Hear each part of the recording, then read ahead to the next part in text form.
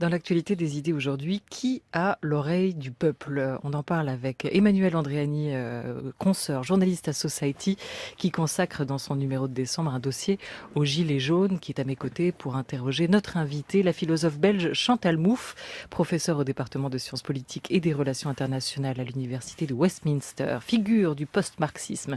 Elle a théorisé le populisme de gauche, auquel elle consacre aujourd'hui un livre éponyme chez Albin Michel, pour un populisme de gauche, référence déjà d'une partie de la classe politique, dont la France insoumise, et référence aussi pour des mouvements citoyens comme Podemos ou Nuit debout. Depuis l'illusion du consensus, en passant par hégémonie et stratégie socialiste, puis aussi construire un peuple, Chantal Mouffe associe démocratie et radicalité, démocratie avec conflictualité. Bonjour Chantal Mouffe. Bonjour. Merci d'être avec nous. Emmanuel Macron est l'incarnation de l'illusion du consensus. C'est ce que vous nous disiez il y a un an quand vous étiez venu autour de cette grande table à l'occasion de la parution de Construire un peuple, ni de gauche ni de droite. S'il gagnait, nous disiez-vous, ça ouvrirait un boulevard à l'extrême droite à la prochaine présidentielle, 5 ans plus tard. Le consensus, Chantal Mouffe n'aura peut-être pas attendu 5 ans. Il lui aura fallu 1 an pour se fissurer avec le mouvement des Gilets jaunes. C'était pas une surprise pour vous, ce qui se passe aujourd'hui en France? Non, en réalité, ce n'est pas une surprise parce que je dois dire, déjà un certain temps, je me disais, mais ça va exploser. Parce qu'en fait, Emmanuel Macron était mal élu, il faut le reconnaître. N'a eu tout de même que 25% le premier tour des élections. Après, évidemment, contre Marine Le Pen. Mais dès le début, il y avait en fait la moitié des Français qui n'étaient pas en faveur de Macron. Alors, par une spécialité du système électoral français, il a réussi à avoir une majorité absolue vraiment incroyable au Parlement, ce qui fait qu'en fait, il n'y a pas du tout de débat, comme François Ruffin l'a dit très justement, ça ne sert strictement à rien parce qu'on fait l'émotion et puis automatiquement toute la République en marche, en bloc, vote contre, donc il n'y a pas vraiment de discussion. Donc, si vous voulez, d'une certaine façon, l'insatisfaction croissante n'avait plus que la rue pour s'exprimer. Et puis, il faut dire aussi que, en fait, là, il y a quelque chose, il y a vraiment un antagonisme, je dirais, entre ce qui se passe du côté des Gilets jaunes et le programme d'Emmanuel Macron, parce qu'en fait, quand Emmanuel Macron est arrivé au pouvoir, son diagnostic, c'est que le problème de la France, c'est que la France n'a pas encore réussi 100% la révolution néolibérale. Non, c'est déjà à ça que je faisais référence, en fait, à l'interview auquel dont vous parliez, parce que à l'époque, j'avais écrit une tribune dans Le Monde qui disait Macron, c'est le stade suprême de la pause politique. Donc, et en fait, c'est ça. Il voulait vraiment 100% de la révolution néolibérale, parce que c'est vrai qu'en France, en fait, moi je compare avec la Grande-Bretagne où je vis, la France va tout de même beaucoup mieux résister. Il y avait encore tout de même pas mal de choses de l'État-providence qui avaient été balayées par Thatcher en Grande-Bretagne. Donc, en fait, son programme, c'est pousser au bout la révolution néolibérale. Et en fait, le mouvement des Gilets jaunes, c'est vraiment ce qui met en question, c'est pas une petite mesure, c'est l'idée même, c'est le projet néolibéral qui dit non, nous, on n'en veut pas. Donc là, il y a véritablement un antagonisme. Et honnêtement, je vois pas très bien comment on peut trouver une issue, parce que c'est pas en faisant des petites mesures, en donnant des miettes, comme disent les Gilets jaunes, qu'on va pouvoir arranger les choses. Il y a vraiment deux projets de société qui entrent en conflit. Hein. Ils n'en veulent pas, mais qu'est-ce que veulent les Gilets jaunes?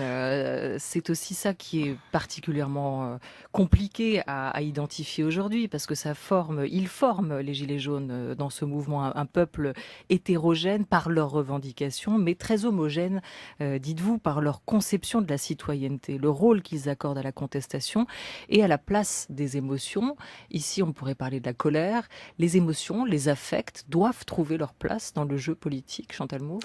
Ah oui, là, ça c'est une des choses sur lesquelles, en fait, pas seulement, certainement dans mon livre sur le populisme de gauche, mais déjà depuis assez longtemps, en fait, je critique surtout la gauche, parce que moi, je considère comme quelqu'un qui fait de la théorie politique à partir d'une perspective de gauche, d'être ce que j'appelle trop rationaliste. C'est-à-dire que la gauche considère que la question de mobiliser les affects, ça c'est uniquement pour la droite. Alors nous, les gens de gauche, on utilise uniquement des arguments, alors on va donner des statistiques, on va montrer, mais malheureusement, ils ne reconnaissent pas que en politique, il y a tout de même une dimension de mobilisation des affects qui est très forte.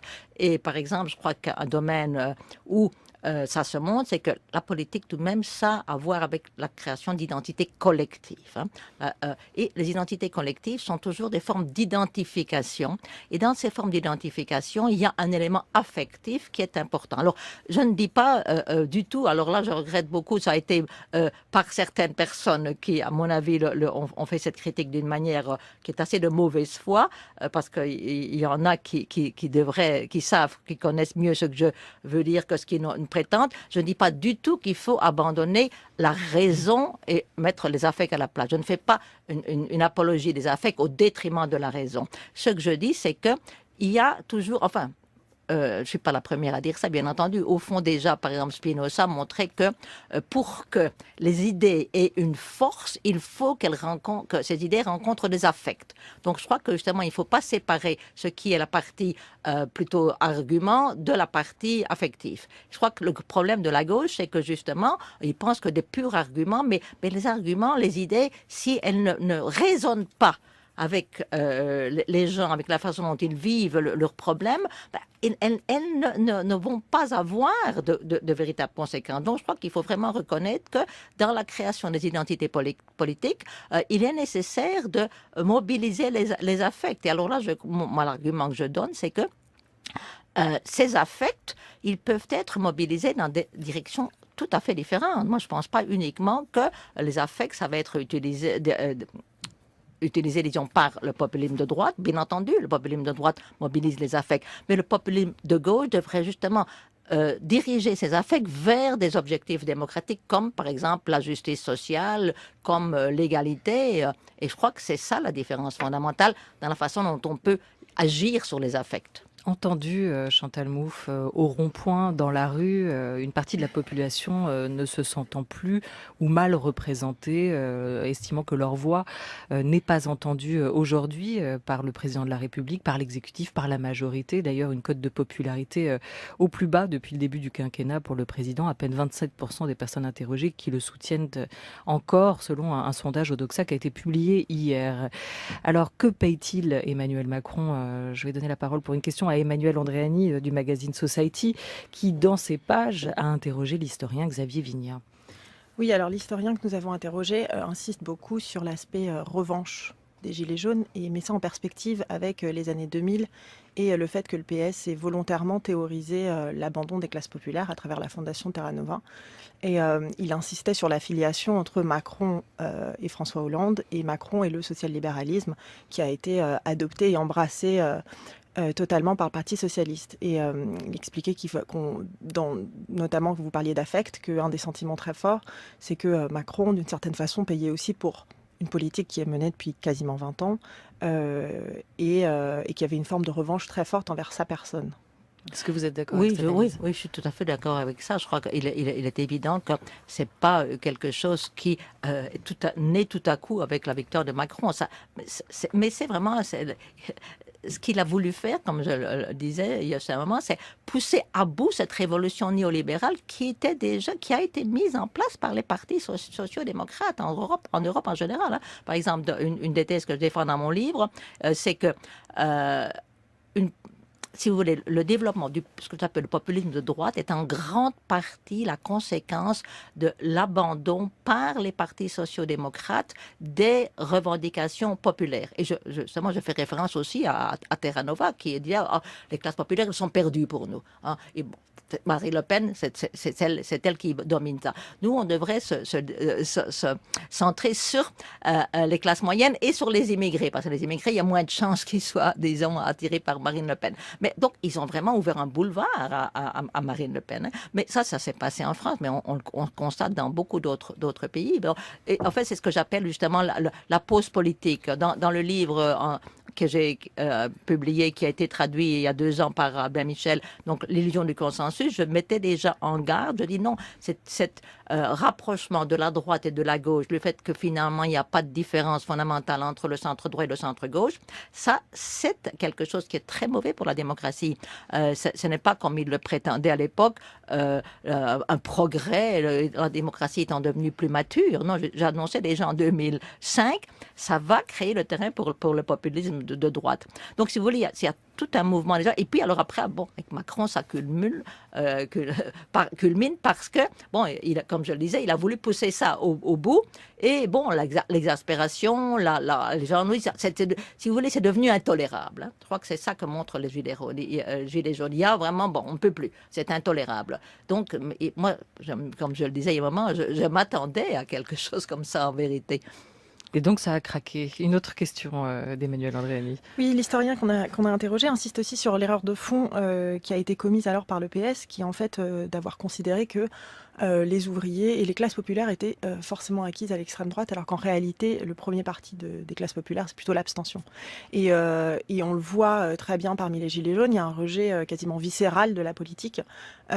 Toutes les moindres candidatures qu'on a pu lire ici et là évoquées, même en tout pour cas les des partis européennes. ou des formes d'organisation politique aujourd'hui. Même, il me semble que les quelques gilets jaunes qui ont pu évoquer la volonté de se présenter en politique ou des choses comme ça ont été vraiment rejetés très très violemment.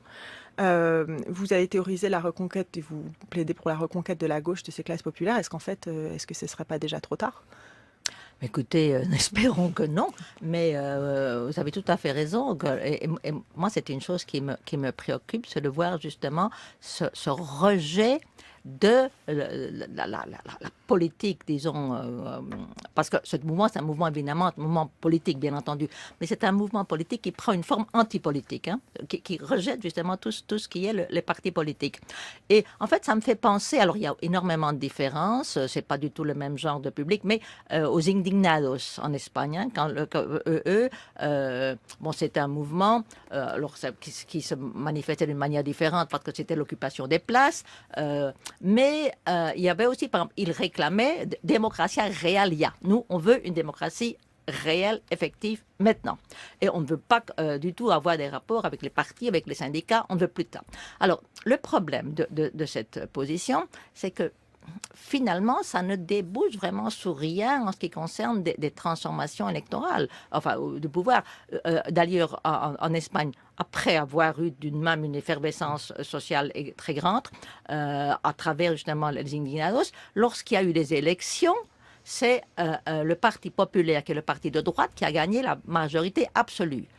Parce que justement, il y avait toutes les forces qui auraient pu être dirigées vers le Parti socialiste, parce qu'en fait, le Parti socialiste, le Parti populaire a gagné parce que le Parti socialiste, le PSOE, s'est effondré. Donc, j'ai peur que quelque chose comme ça ne puisse se passer en France, parce qu'en fait, si le mouvement ne trouve pas d'ancrage institutionnel, ou bien il va s'étioler, vers un moment de pourrissement, ou bien ça va pouvoir être dirigé vers si vous voulez, un populisme de droite. Alors, par exemple, il y a une chose que je trouve vraiment dommage. Alors, comme vous le savez, vraiment, je défends la France insoumise. Si on regarde la plupart, je ne dis pas toutes, hein, mais la plupart des revendications des Gilets jaunes, ben, elles sont prises en compte dans le programme L'avenir en commun de la France insoumise. Donc, c'est la France insoumise qui, idéalement, au niveau politique, représenterait la plupart de ces revendications. Mais le mouvement, évidemment, ne se reconnaît pas dans la France insoumise. Pourquoi ? Parce qu'ils n'ont pas envie d'être récupérés, pas plus par la France insoumise que par le Rassemblement national. Je n'aime pas cette idée de récupération, parce que, par exemple, on critique, on dit, les partis, bon, Marine Le Pen et Jean-Luc Mélenchon essayent de récupérer le mouvement. Mais écoutez, le rôle d'un parti politique, c'est bien de donner une orientation au mouvement populaire. Ce n'est pas une question de récupération, c'est essayer de dire, mais voilà, il faut que ça prenne une direction qui soit plus institutionnelle. Alors, une possibilité d'évolution de ce mouvement, ça serait qu'on en arrive à quelque chose du genre de ce qui s'est passé en Italie avec le mouvement 5 étoiles. Hein. Donc, parce que là, c'était un mouvement populiste aussi qui ne voulait ni de droite ni de gauche, qui ne voulait pas... Mais remarquez, ça ne peut pas durer longtemps parce que finalement, le mouvement 5 étoiles, ils sont, malgré leur anti-politique, sont entrés aux élections. Maintenant, ils sont en coalition avec la Ligue, ce qui les a fait prendre un tournant très à droite. Hein. Je veux dire, on ne peut pas rester dans cette espèce d'indéfinition ni droite ni gauche. À un moment donné, parce que la politique, moi, c'est une des choses sur lesquelles j'insiste beaucoup, c'est nécessairement partisan. Et l'idée que non, tout le monde peut s'entendre au centre, non, c'est pas possible. Et à un moment donné, il doit y avoir une bifurcation. Et on va prendre parti ou bien sur la droite et sur la gauche. Et une partie des revendications des Gilets jaunes, on disait elles sont hétérogènes, mais figurent aussi dans le programme du Rassemblement national. Oui, si on pense oui. à l'immigration, aux questions de la fiscalité, au Frexit aussi, qui a été annoncé. Oui, c'est vrai. Remarquez que le Frexit, tout de même, certains. Marine Le Pen a pris des distances par rapport à ça. Je veux dire, elle n'est plus... Jean-Luc Mélenchon d'ailleurs aussi. Ils sont tous les deux sur une position beaucoup moins anti-européenne qu'ils ne l'étaient auparavant. Non, mais vous avez tout à fait raison, par exemple. Mais c'est ça un peu le danger, c'est si jamais... parce qu'aujourd'hui, heureusement, je crois que la question de l'immigration ne joue pas un rôle fondamental dans les revendications. Évidemment, c'est d'après ce que j'ai lu, hein, parce que moi, je ne vis pas ici en France, mais je suis la politique française tout de même de très près. J'écoute la radio, la télévision tout le temps. Donc, il semblerait que ça existe, mais enfin, ce n'est pas absolument fondamental. C'est pas ce qui domine. Alors, il y a une lutte hégémonique, en fait, parce qu'évidemment, le Rassemblement national va essayer d'articuler toute cette demande, tout ce mouvement autour de la question de l'immigration. Et bon, s'ils y parviennent, ça va décidément donner un tournant de populisme de droite au mouvement.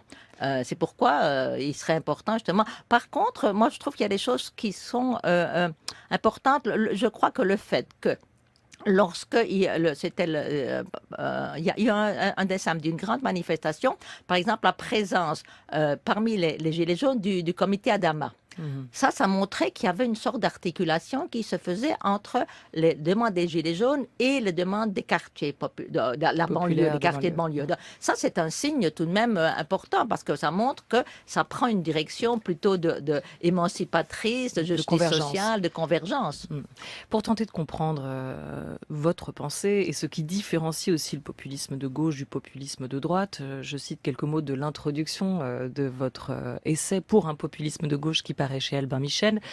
À l'origine de ce livre, il y a une conviction qu'il est urgent pour la gauche de saisir la nature de la conjoncture actuelle et le défi que représente le moment populiste. Nous assistons à une crise du modèle hégémonique néolibéral et cette crise ouvre la voie à la construction d'un ordre plus démocratique. Mais pour apprécier cette opportunité, il est essentiel de bien comprendre la nature des transformations survenues au cours des 30 dernières années et leurs conséquences pour la politique démocratique. Pour comprendre aussi, il faut simplement se mettre d'accord sur ce qu'est le peuple. Je vous propose d'écouter, Chantal Mouffe, deux définitions. Celle d'abord de Jean-Luc Mélenchon. Le peuple, un sujet politique. Les révolutions de notre époque sont des révolutions citoyennes. Ce n'est pas la même chose qu'une révolution socialiste, ça contient d'autres choses. Elles sont le fait d'un acteur nouveau dans l'histoire qui s'appelle le peuple, ce qui veut dire que le mot peuple aujourd'hui ne désigne pas le même peuple que celui du XXe, du XVIIIe ou du XVIIe siècle. Une fois qu'on avait fait cette rupture, on a commencé à travailler sur qu'est-ce que le peuple. C'est donc cet ensemble d'êtres humains qui, pour produire et reproduire leur existence, doivent accéder au réseau. Alors les réseaux, eau potable, l'électricité, la rue, la santé, l'éducation, tout est en réseau. Donc c'est tout le monde en fait, le peuple c'est tout le monde. C'est quasiment la totalité de la population, mais elle est traversée par un conflit, parce que certains possèdent et les autres ne possèdent rien. Mais ceux qui possèdent font aussi partie du peuple. De la population, mais pas du peuple. Alors, car voilà la distinction, le peuple est un sujet politique. Il se constitue en tant qu'acteur politique par les revendications qu'il présente et qu'il va soutenir. Forcément, contre qui? Contre cette minorité qui veut lui interdire l'accès au réseau ou le lui faire payer de manière abusive. Donc, dans les populistes qui existent aujourd'hui, moi j'appartiens à l'école matérialiste, c'est-à-dire que nous décrivons le peuple par son rapport physique, concret, à l'accès au réseau. Alors, les Gilets jaunes, ça a été l'explosion de la vérification de la thèse. Alors, Jean-Luc Mélenchon, invité de Public Sénat de l'émission Livrez-vous ce mois-ci. Et maintenant, je vous propose d'entendre l'appel au peuple de Marine Le Pen. C'était en avril 2017. Il est temps désormais de libérer le peuple français, tout le peuple, sans oublier nos compatriotes d'outre-mer qui ont exprimé à mon égard une confiance qui m'honore. Il est temps de libérer le peuple français d'élites arrogantes qui veulent lui dicter sa conduite, car oui, je suis la candidate du peuple. Je lance un appel à tous les patriotes sincères, d'où qu'ils viennent, quelles que soient leurs origines, quel qu'ait été leur parcours et leur vote au premier tour, à me rejoindre. Je les appelle à sortir des querelles périmées, des a priori et des ressentiments, parce qu'il y va de l'intérêt supérieur du pays. C'est l'essentiel, vraiment l'essentiel qui est en jeu, la survie de la France. Le 8 août 1943, le général de Gaulle le rappelait à Casablanca, la grandeur d'un peuple ne procède que de ce peuple. C'est ce principe qui, durant les 1500 ans de son histoire, a façonné la France que nous aimons. C'est ce principe que je mettrai en œuvre. Le rassemblement du peuple français auquel chacun aspire ne peut se faire qu'autour de l'amour de la France. Vive le peuple français, vive la République, vive la France! Le populisme de gauche, selon vous, Chantal Mouffe, vous appelez à une stratégie de construction discursive d'une nouvelle frontière politique entre le peuple et l'oligarchie, une stratégie assumée par la France insoumise, et on l'entendait dans la définition donnée par Jean-Luc Mélenchon à l'instant. Mais qu'est-ce qui différencie le peuple de Jean-Luc Mélenchon de celui de Marine Le Pen? La différence est la suivante. Donc, dans les deux cas, c'est pourquoi je crois qu'il s'agit d'une stratégie populiste, c'est de construire la frontière en termes de ceux d'en bas contre ceux d'en haut. Par exemple, ce qui est clair, c'est que là, il y a une différence entre la construction de la frontière, par exemple, par le marxisme. Le marxisme construit aussi une frontière, mais c'est capital-travail. Donc, c'est beaucoup plus spécifique. Tandis que la traduction... Et je crois qu'aujourd'hui, franchement, on ne peut plus, à cause de toutes les modifications, la classe ouvrière, le fait que, par exemple, une des conséquences du néolibéralisme, ça a été une paupérisation, une précarisation de la classe moyenne. Il y a toute on ne peut plus faire la distinction, établir la frontière à la manière marxiste. Ça ne veut pas dire que, par exemple, il n'y ait plus d'antagonisme entre le capital et le travail. Il existe toujours. Mais il y a beaucoup plus d'antagonismes qui sont importants pour créer justement, quand on parle du peuple, en fait, ce qui s'agit, c'est d'une volonté collective de changement. Et ce sont deux façons vraiment différentes de construire le peuple. Parce qu'une fois de dire, bon, il y a ceux d'en bas et ceux d'en haut. Mais comment est-ce qu'on va construire? Parce que comme vous le disiez, pour moi, c'est toujours une construction discursive. Attention, discursive, ça ne veut pas dire que c'est idéaliste. Parce qu'il y a parfois des vraiment malentendus. Quand nous parlons de discours, c'est une orientation de pratique. Il y a évidemment des éléments plutôt discursifs dans le sens disons, des mots, mais il y a aussi des pratiques. Donc, le discours, c'est quelque chose c'est une pratique. Donc, c'est quelque chose de matérialiste. Donc, et en fait, regardez par exemple, Marine Le Pen, elle insiste énormément sur le peuple français. Et en fait, elle essaye de construire ce peuple sur une base ethno-nationaliste. Par exemple, pour le peuple de Marine Le Pen ne comporte pas les immigrés. Les immigrés, c'est justement ceux qui empêchent l'unité du peuple, tandis que le peuple de Jean-Luc Mélenchon inclut les immigrés. Et là, la frontière est construite contre les forces du néolibéralisme, ceux qui empêchent justement une radicalisation de la démocratie. Et donc, mais c'est pourquoi je crois que j'insiste dans le livre d'ailleurs que pour qu'on puisse comprendre ce que j'entends par populisme de gauche, il est nécessaire d'avoir une perspective que j'appelle anti-essentialiste, dans la mesure où on reconnaît que l'identité collective, c'est toujours le résultat d'une construction politique. Donc il ne s'agit pas de dire que le peuple, c'est quelque chose qui est là-bas. Il y a pas mal de critiques au populisme qui disent « Ah, mais le peuple, c'est... Par exemple, j'ai entendu dire une question, est-ce que le peuple vote pour Jean-Luc Mélenchon? Mais ça n'a aucun sens, parce qu'il n'y a pas un peuple qui est là-bas.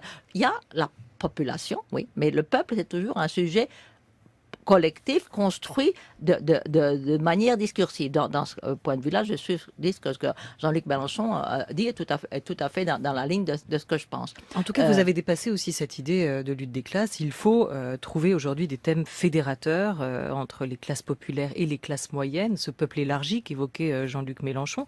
Est-ce que c'est le pouvoir d'achat qui va faire aujourd'hui constituer ce dénominateur commun? Pendant un temps, l'écologie a émergé, notamment pendant la campagne présidentielle. Jean-Luc Mélenchon s'était emparé de ce thème. Aujourd'hui, ça ne semble plus être la priorité. À choisir, d'ailleurs, vous recommandez au parti de mettre ce thème de côté? Non, pas du tout. D'ailleurs, remarquez que une des choses aussi intéressantes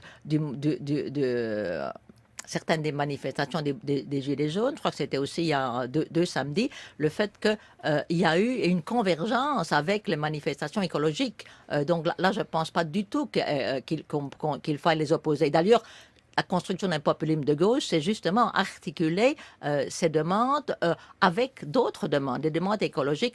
Alors, la question du pouvoir d'achat, moi j'y pensais ce matin, je n'aime pas trop qu'on mette uniquement la question du pouvoir d'achat. Bien entendu, il y a une question du pouvoir d'achat, mais il y a beaucoup plus que ça dans le mouvement des Gilets jaunes.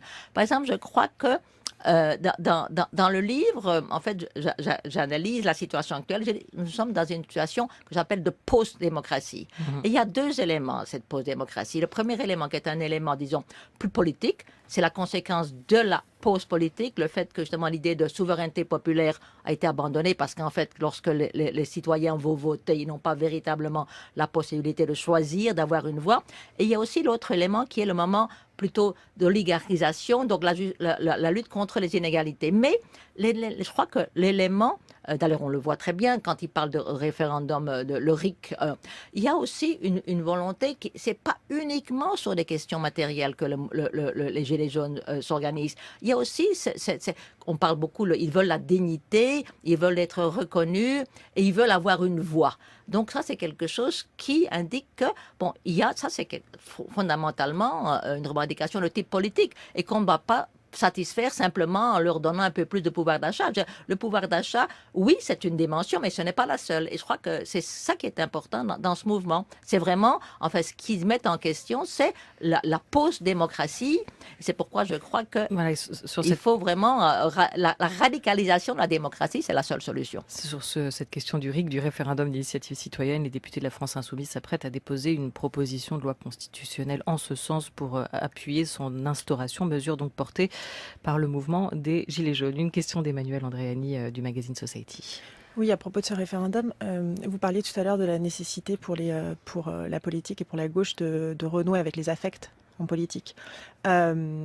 Typiquement, sur tout un tas de questions sociétales, tout un tas de questions d'immigration, je pense à des questions de mariage homosexuel, GPA, PMA, immigration. On l'a vu dans d'autres pays où ce genre de référendum existe. Les affects font pencher la balance d'un côté qui n'est absolument pas compatible avec des valeurs de gauche, d'ouverture et de tolérance, telles qu'elles ont été en tout cas défendues par la gauche pendant le XXe siècle et jusqu'à aujourd'hui. Comment est-ce qu'on concilie cette volonté de renouer avec les affects et d'écouter le peuple et des valeurs de gauche sur les points de vue, en tout cas de société et d'immigration? Mais écoutez, là, je ne suis pas d'accord avec ce que vous dites, parce qu'en fait, regardez ce qui s'est passé en Irlande. Le référendum sur bon, d'abord il y en a eu sur la question de l'avortement, la légalisation de l'avortement, et puis sur le mariage homosexuel. En fait, il y a eu des référendums qui ont été gagnés par donc cette position de gauche. Hein. Donc, je ne pense pas que ça soit nécessairement. Alors, bien entendu, je suis d'accord. On vous opposera le référendum sur les minarets en Suisse, par exemple. Oui, mais c'est pour ça que ce que je veux dire, c'est qu'il y a toujours, il n'y a pas nécessairement, les référendums ne conduisent pas nécessairement, parce que moi, je n'aime pas trop quand, d'ailleurs, en général, si vous voulez, il y a une critique du populisme. Moi, on me dit souvent, mais populisme de gauche, c'est un oxymore. Alors, évidemment, si on entend par populisme la démagogie, la mobilisation des choses les plus non négatives du peuple, bon, mais ça, pour moi, ça, c'est une conception du peuple qui est très méprisante. Je pense que si on va donner la voix au peuple, le peuple va nécessairement défendre des positions comme vouloir abolir le mariage homosexuel, revenir à la peine de mort. Bon, bien entendu, c'est un risque qu'on prend. Mais d'ailleurs, c'est pourquoi moi, honnêtement, je suis pas trop enthousiasmée avec l'idée de ces référendums populaires. Hein. Je veux dire, là, je pense pas qu'on va pouvoir. mais en tout cas, si on les fait, il devrait avoir certaines questions qui sont pas sur l'agenda. Hein. Je ne pense pas qu'on puisse avoir un référendum. Est-ce que vous voulez qu'on rétablisse la peine de mort? Alors ça, il y a des choses qui sont tout de même acquises et qu'il faut garder comme étant des acquis.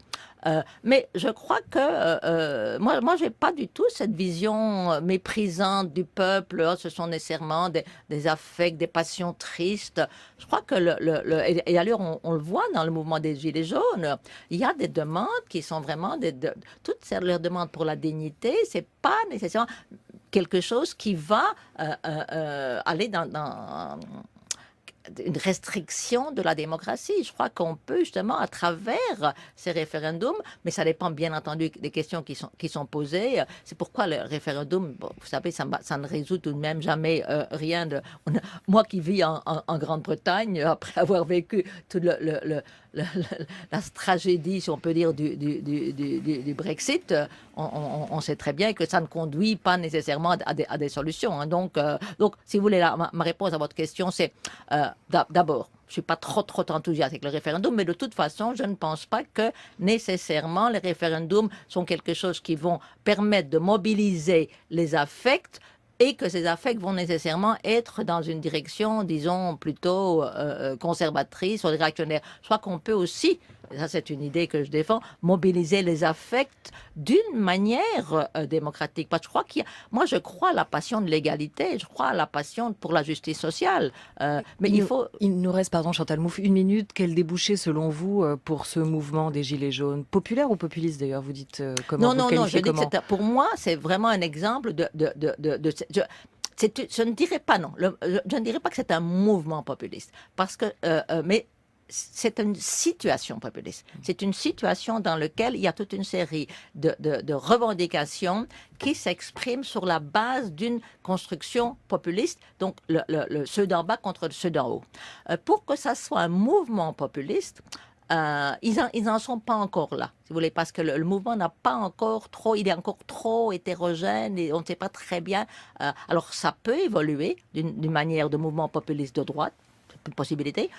Moi j'espère que ça va évoluer dans le sens de populisme de gauche, mais ça peut aussi ne pas prendre une forme populiste organisée, et alors à ce moment-là, bon, ben, ça peut pourrir, ça peut même éventuellement conduire à des situations, disons, de violence, parce que si ça ne trouve pas Et la une violence, forme de c'est pas la canalisation, conflictualité. s'il vous plaît. Et la violence, ce n'est pas la conflictualité à laquelle Ah vous non, aspirez dans la vie quand je politique. parle de conflictualité, je ne dis pas que... Alors bien entendu, il y a on ne peut pas dire, il faut jamais...